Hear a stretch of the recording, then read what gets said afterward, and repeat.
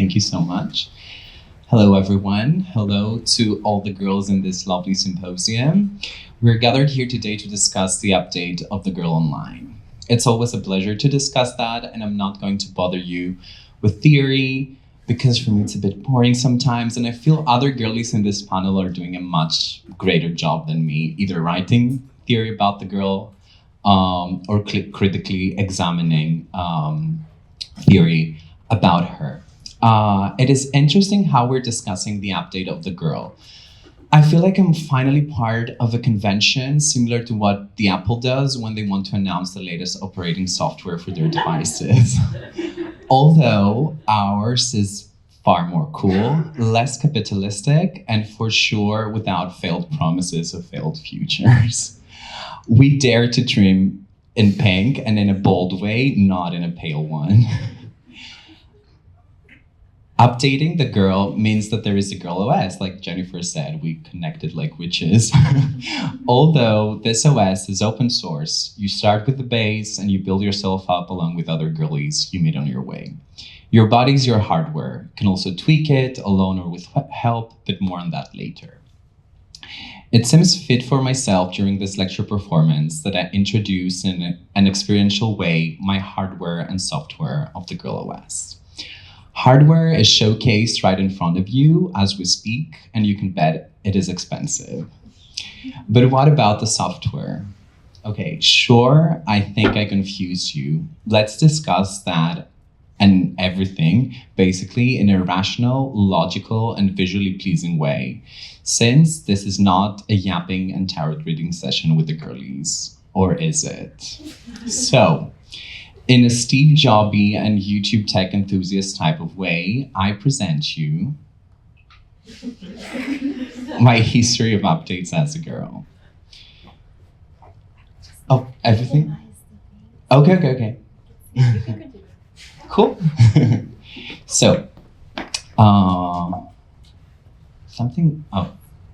So, 1997, which is coincidentally the year that I was born. Athens, Greece, the Girl OS device is acquired, and the main features include Balkan Core, Cancer Sun, Leo Rising, Taurus Moon. These are menacing features complementing the device and making sure the device is compatible with both Diva and Crybaby extensions. Also born in the cusp of millennials and Zeds, so you know she will inherit both the problematic and the iconic features of both generations. Moving on to 1999 to 2004, the girl updates her hyperfixation with Disney lore. This is a plugin, especially with The Lion King. This is a canon event and we cannot intervene. The girl develops furry crushes with fictional characters. So let me introduce you to hottie number 1, Simba from Lion King. Hottie number 2, Kapu from Lion King 2. Hottie number 3, Kakum from Pocahontas. And I would also like to include some honorable mentions. We have Robin Hood, the Fox version. King Triton, Hey Daddy. And last but not least, the fuckboy fish from Nemo.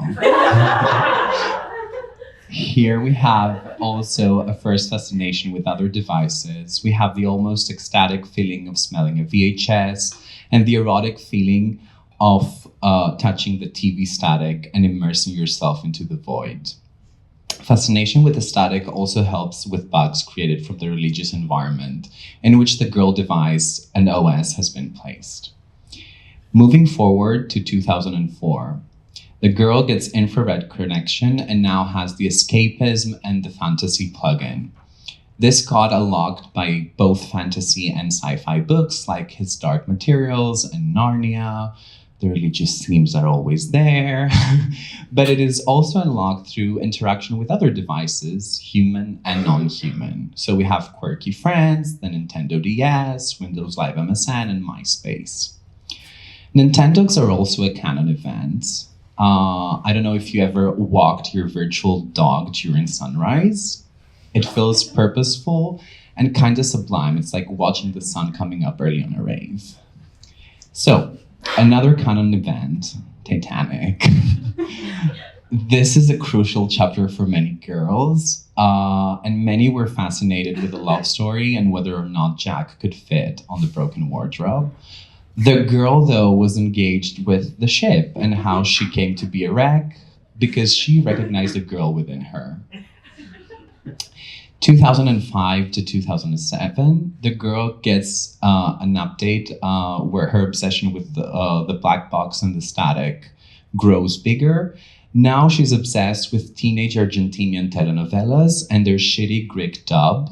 So she goes on to buy all the merch, CDs and sticker albums, and she bases her entire personality on characters from Rebelde Way and Floricienta. This update includes also fascination with pop culture and music, internationally, American-centric, and local Greek. 2007, we also have a main update where the girl can now support external connection with surrounding devices and networks as she is gifted her first laptop and a stable internet connection. The girl gets also gifted the whole Sims 2 expansion pack set. So this is a moment where the Matrix experiences itself and God is real. And also here I want to thank my godfather for the best Christmas gift ever. Nothing will ever top that. 2008, we have a general system update with Greek recession and financial crisis. The girl device gets major, major and important plugins that will influence their performance and capabilities probably for the rest of their lives. We also have fascination by recession pop culture media, which is also a canon event and a main feature. It is also one of the much loved and heartwarming features to ever come to this specific girl device. Girl gets to interact with major networks such as MTV Greece and again, the internet. Through this interaction, they acquire a major update containing fascination with the occult and with vampires. Now let's talk about far more important event of global magnitude than the announcement of the 2008 financial crisis, and that's the release of the first Twilight movie. You notice that every time we have an economic crisis, vampire lore comes back to the surface, like we see with Nosferatu now. In the only distant words that came after this douchebag's keyboard and mouth, that's extremely concerning. Back to the girl, though. We have extreme obsession with Twilight. The girls who get it, get it. The girl subliminally gets shaped by the chair-rotting scene of Bella in New Moon. We all know the song There's a Possibility. I had here in notes that I have to sing it, but I won't do that to you. Girl understands their position as both a panopticon and an exhibitionist / voyeuristic subject / object.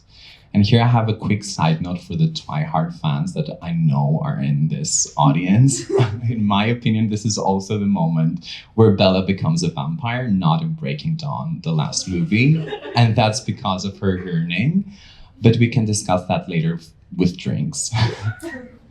This is also an important moment because the girl gets to transform into a vampire. She becomes the Forum Founder. The Forum Founder is the administrator account of the Greek Twilight Forum that the girl connected herself to in order to satisfy the need for vampire lore.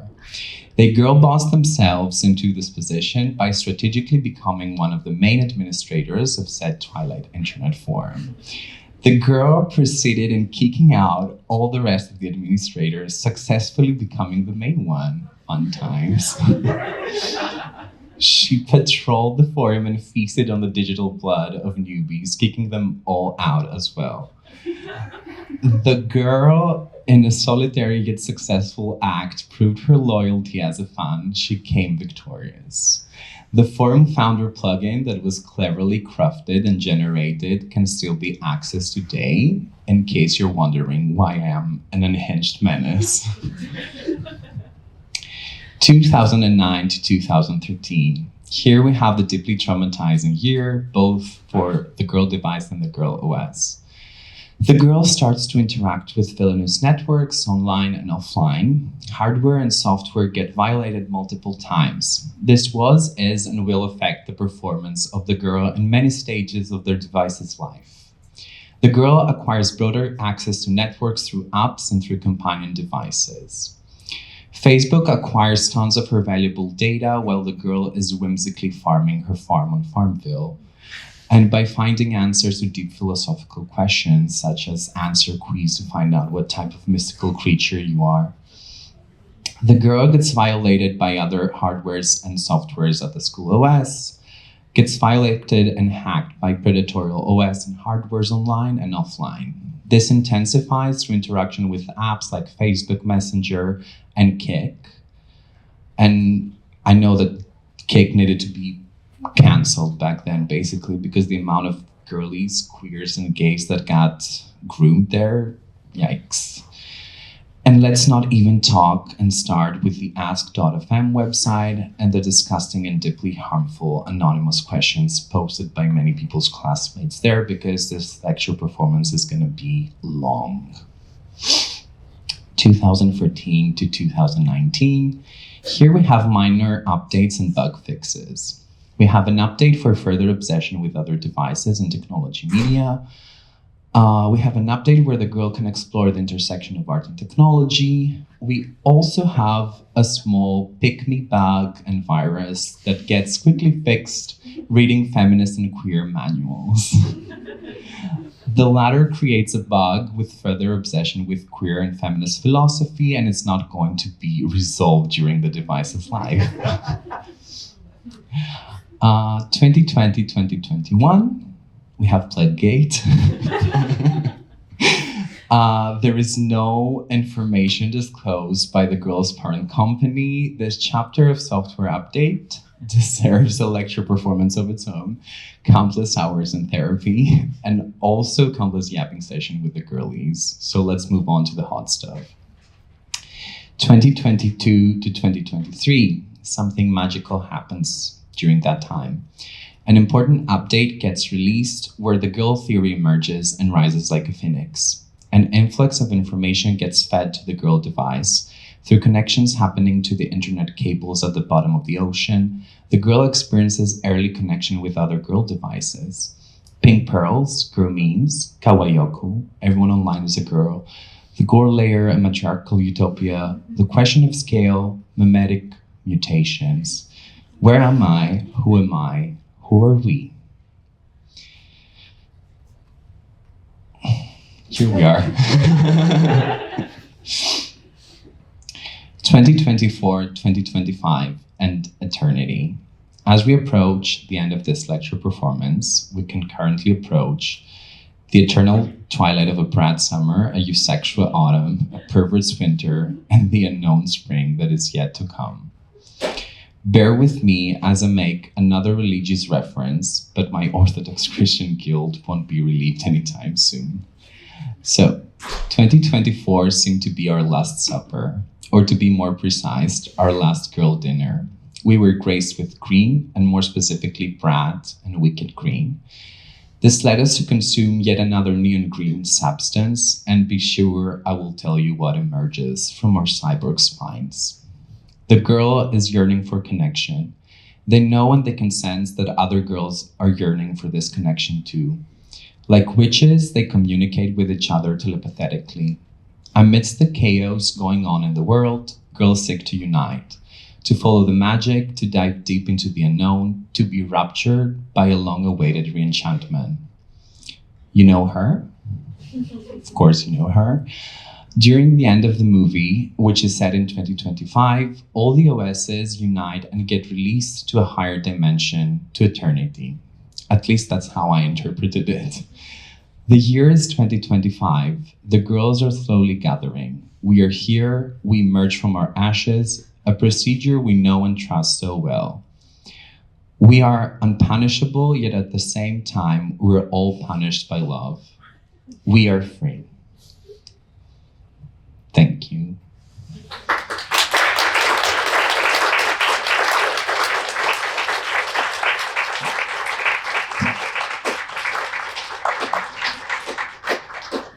Thank you so much. Thank you so much, Socrates. And again, thank you very much for listening. And if there are like any questions or remarks as we are having some time left, I'm happy to hand over the mic. What was your favorite expansion back in the Sims 2? I think nightlife because of vampires and werewolves.